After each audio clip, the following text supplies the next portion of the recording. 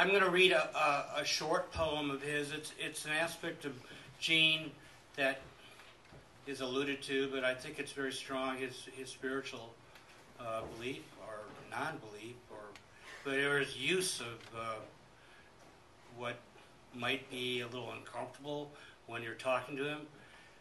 The Lord. I mean, he was very emphatic about it in his poetry, but not when you had conversation with him, as far as I can recall.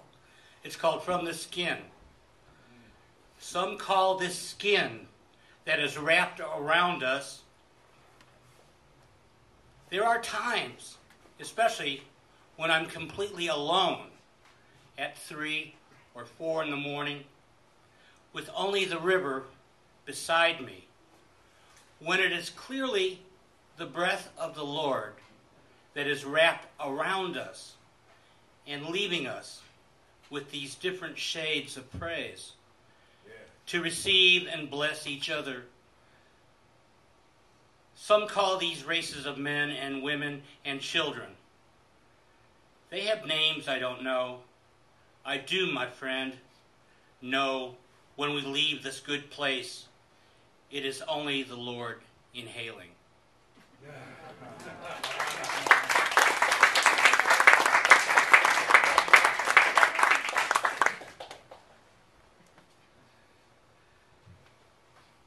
Eben Dawson's gift. Every Christmas Day, Eben Dawson, who worked the small dairy farm in northern Michigan for my father, would pile most of his 9 children in the back of an old Ford pickup that he kept running as smooth as a team of horses and head for the city to drive around all day looking for someone to push who had run out of traction or someone whose battery was dead. He would do this every Christmas Day. I remember there would be a light snow drifting onto the heads and shoulders of his children.